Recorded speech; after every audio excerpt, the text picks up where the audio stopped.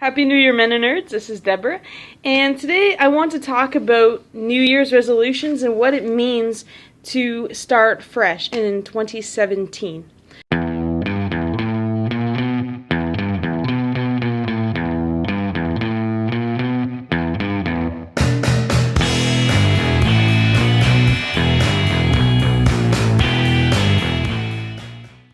I think for me, the very first goal that I would put out there is actually writing 2017 on all my documents, on all my journal entries. That's something I'm still working on, unfortunately. I think we all go through that little slump. Anyways, Ryan opened up our vlog by talking about the interesting concept of repentance. And he talked about this shift and what it means to start fresh, and what New Year's means for some of us who are really into goals and very goal-oriented and goal-minded, but also what it means for those of us who aren't, and how to continue some of the practices that we brought in 2016 that were helpful into the new year of 2017. Now, I'd actually like to take this conversation in a slightly different direction, but still related, and I'd like to talk about endings. Now, you may be wondering why endings are important, or are they important? After all, there's this famous quote that I saw on Facebook on New Year's Eve, and it said, "Tomorrow is the first blank day of a 365-day entry. Write the book as you want." It says something along those lines. And I think that it's really special to remember that regardless of how you feel about goals or New Year's resolutions, that all of us need to take some time to reflect and to think about our past events in order to move forward fully into the future. So I've been reading a really good book lately. This is called New Beginnings, a Pastorate Startup Workbook by Roy Oswald. And in this book, Roy, who is a pastor, talks about how if you want to transition into a new church, you first have to terminate your old church in a healthy way, in a positive way. And by terminate, he does not mean you were fired. He means that if you're being called to a different ministry opportunity or a different church, that you need to first close the chapter of the old one. And that's something that I've been learning recently. Those of you who follow me on vlogs, social media, blogs, etc., you probably already have heard part of this. But I spent a year in Edinburgh, and I had it in my mind that I was going to hopefully go back for another 2 or 3 years. And recently, when that door closed for me, at least for the time, it's been very challenging. It's been very hard to deal with all the disappointment. And I've tried all the Christian cliches. I've tried to tell myself that everything happens for a reason. I've tried to tell myself that maybe God needs me here for some reason. I try to live into the moment, to find positives in each day, think about how I've learned and grown when I was abroad, think of all the wonderful lessons that I achieved over there, and try to bring them over here. But it's still really hard.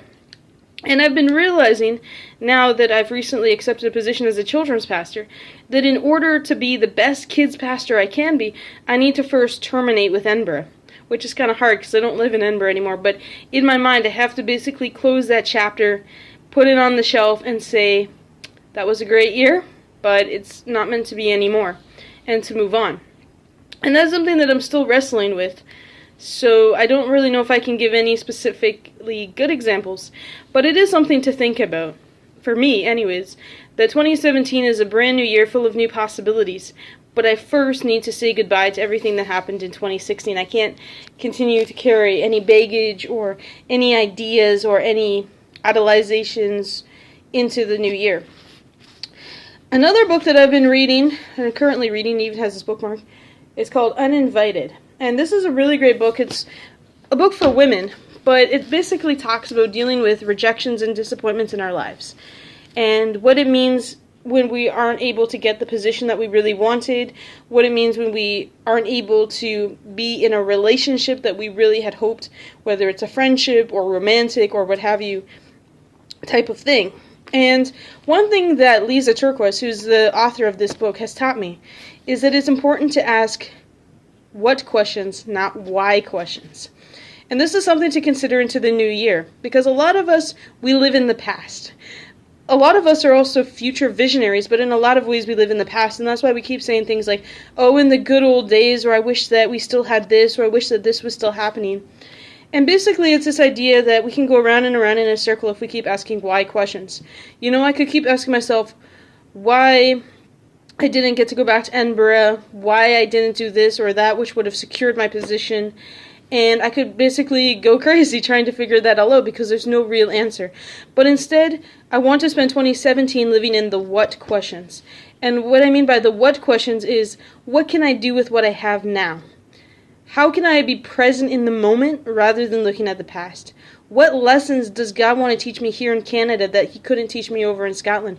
What people am I going to meet here at my church that I wouldn't have met over there? What friendships and what great relationships are going to be formed here?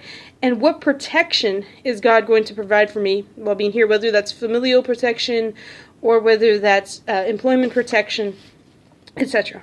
So that's kind of where my mind has been going recently. So actually this 2017 I haven't really created any goals, to be honest. I'm usually a very goal-oriented person. In the past I used to write, 10, 12, 15 kind of goals. But in recent years I've decided that I don't really want to do the resolution so much, but just have more broad understanding. So basically I've had the same resolution for 4 years, and those are just things like growing in my interior devotional life, things like reading a lot of books from a lot of different genres, trying to practice good self-care techniques, trying to wrestle with some theological constructs, and each year trying to come up with a different theological project that I want to work on. I think for me, one of the things that I have been thinking about over the past year, and this is where the idea of having a new year or a fresh start, it doesn't necessarily always have to be January 1st. It could be, the start of a new job. It could be the start of a new life change, like if you just recently got married or had a baby. Those are all fresh starts, whether or not they're May the 1st, August the 2nd, or January the 1st. But what I've learned over the past year that I want to carry out into this year is just not being so caught up in what other people think about me. And I think that a lot of us in ministry, I've done a lot of research on this, a lot of people in ministry are naturally people pleasers, and it's really easy to justify things because the Bible definitely does say things like put others' preferences before your own. The Bible tells us things like it's important to regard others as better than ourselves, but it's also important to take care of yourself. And what I've learned is that I need to be who I am, to live into the fullest realization of who I am before I even start to get other people involved. And so one really quick, easy way that I've been doing that is just thinking about what my preferences are that are not really big deals to anyone else. So for example, a lot of people prefer it when I cut my hair short, and some people prefer it when I keep my hair long. And I decided that I actually kind of like my hair long. I know that I'm not very girly, so I don't really do a lot of things with my hair, but that's actually why I put it down today. I usually put it up in a ponytail, but I thought just in the interest of this vlog to show you that that's just one way that I'm starting to exert myself, that really it's not a big deal one way or the other, but just those little things that you prefer and that you can do to kind of live into who you are and kind of take care of who you are. So, to end off this vlog, I want to just read a very familiar hymn to those of us in the Mennonite tradition, and it's called In the Bulb There Is a Flower. And I think this really summarizes all that I'm trying to say about the new year, fresh starts, and saying goodbye to the old in order to embrace the new. And this is how this song goes. In the bulb there is a flower, in the seed an apple tree, in cocoons a hidden promise, butterflies will soon be free. In the cold and snow of winter, there's a spring that waits to be, unrevealed until its season, something God alone can see. There's a song in every silence, seeking word and melody. There's a dawn in every darkness, bringing hope to you and me. From the past will come the future, what it holds a mystery, unrevealed until its season, something God alone can see. And our end is our beginning, in our time infinity. In our doubt there is believing, in our life eternity. In our death or resurrection, at the last a victory, unrevealed until its season, something God alone can see. So I hope that regardless of what your 2017 brings to you, you'll be able to say goodbye to all your disappointments of 2016, that you'll be able to embrace the new, trusting that there's something special happening this year that's unrevealed until it's the right time, something God alone can see. God bless you guys, and I'll see you later.